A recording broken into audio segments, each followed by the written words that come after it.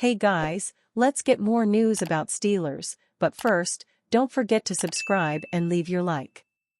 Starkey, Minkah Fitzpatrick a flat-out disappointment. While Edge TJ Watt is feeling the heat after a poor showing against the Cleveland Browns Thursday night, fans and analysts have questioned FS Minkah Fitzpatrick all season long. Still without an interception for what's approaching 2 full calendar years, 93.7 The fans Joe Starkey didn't hold back in his assessment of Fitzpatrick's play this season. Minkah Fitzpatrick is a flat-out disappointment, he told Bob Pompiani Monday afternoon. Pittsburgh moved Fitzpatrick to his home at free safety to help him impact the passing game after seeing a too large box role in 2023. Fitzpatrick has often taken away the deep ball over the middle but hasn't made his patented splash plays he did throughout his first 4 seasons. Last season carried the excuses of injury and misuse. He appeared in only 10 games and couldn't finish them all due to recurring leg injuries. Because the Steelers lacked an every-down strong safety, Fitzpatrick was forced to take that role. He played about 20% of his snaps near the line of scrimmage, muting his passing game impact. In 2024, his box rate is wildly different. Per our charting, he's been in the box on just 2.8% of his snaps. The interceptions haven't come with it. Much of his value is hard to quantify, quarterbacks turning down throws in his airspace, and he's still been an excellent tackler. Josh Carney has him down for a 7.6% missed tackle rate. Of non-defensive linemen, only Elliott has a better rate, 1.4%. Though Fitzpatrick has made the occasional play in coverage, a strong sideline breakup against New York Giants WR Darius Slayton, he hasn't made the highlight reel plays he's accustomed to racking up.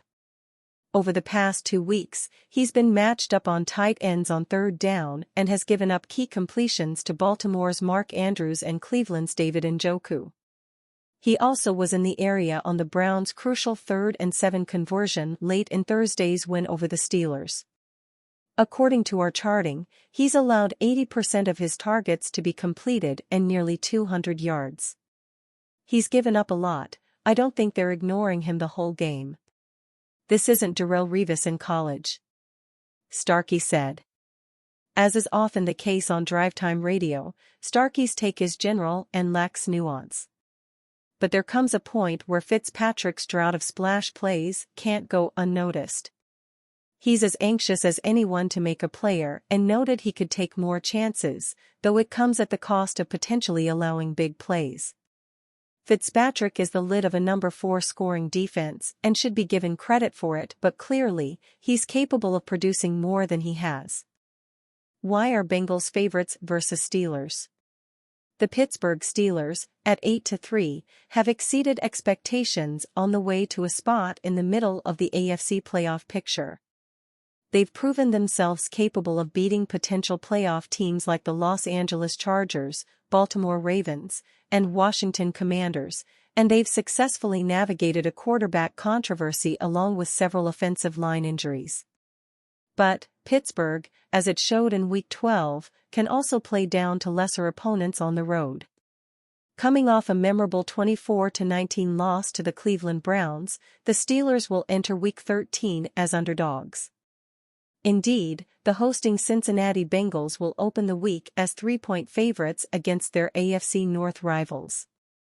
The main reason is simply, and plays under center.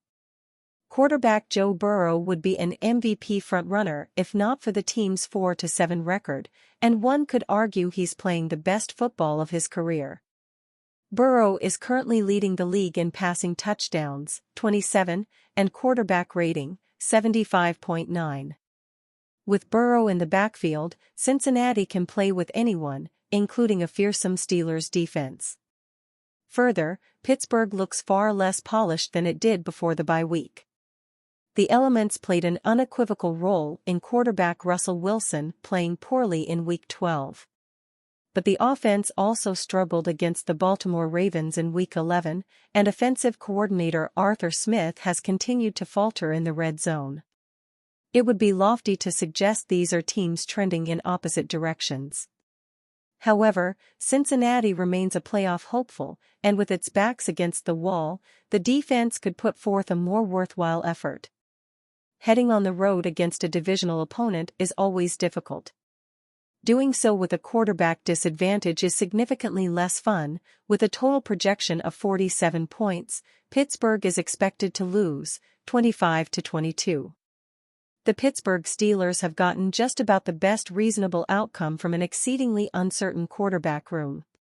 Taking on Russell Wilson and Justin Fields at their lowest was a bet on the offensive coaching staff and the infrastructure of the organization to get better play at the most important position. They needed one quarterback to work in order to find success. They got two. Fields began the year as the starter after Wilson's injury, and after 6 encouraging weeks, the veteran took the mantle. Pittsburgh is 8-3 with a legitimate shot to win the AFC North on the way to meaningful January football. And yet, the Steelers aren't much closer to a long-term answer under center. Depending on how Pittsburgh spends the second half of the season, dipping its toes in the first-round quarterback waters remains a real possibility. That's just what the Steelers do in ESPN's recent mock draft, where they took Alabama quarterback Jalen Milroe with the 28th pick. The Steelers' future at quarterback is a big question heading into the offseason, as both Russell Wilson and Justin Fields are set to be free agents, Matt Miller wrote. Either could return, but the Steelers might be searching for a more long-term option. Milroe has a combination of Wilson's arm strength and pocket mobility and Fields' rushing ability. He's still a bit raw as a prospect, but he has thrown 15 touchdown passes and rushed for 17 more scores this season. Milroe just needs to improve his touch as a passer, but scouts I've talked to have said he has the most upside of any draft-eligible quarterback in the class. And should the Steelers re-sign Wilson, Milroe could sit, learn, and develop further. Kevin Stefanski has two-word response about George Pickens, Greg Newsome scuffle. The rivalry between the Browns and the Pittsburgh Steelers is fierce, a fact that was evidenced in last week's Thursday night contest where Cleveland pulled off a surprising 24-19 upset. The game's final play, and the aftermath in the end zone, are further evidence of that. While Pittsburgh's Russell Wilson heaved a final pass toward the end zone, wide receiver George Pickens and Browns cornerback Greg Newsome were involved in a scrum that went up against the field's barrier toward the stands. On Monday, Browns head coach Kevin Stefanski provided a two-word answer about his thoughts surrounding that final play, according to analyst Scott Petrak. Browns coach Kevin Stefanski goes no comment on scuffle between Steelers WR George Pickens and Browns CB Greg Newsome 2 on final play of game. Pickens grabbed Newsome by helmet and led him to the stands, Petrak wrote on X. New videos of the scrum have emerged since the contest. One video shows Pickens dragging Newsome by the face mask beyond the end zone as referees rushed to break it up. Pickens was still upset following the game, blaming the weather conditions on his team's loss to Cleveland. He also took a jab at the Browns, calling the franchise a bad NFL team in one post-game interview, via X.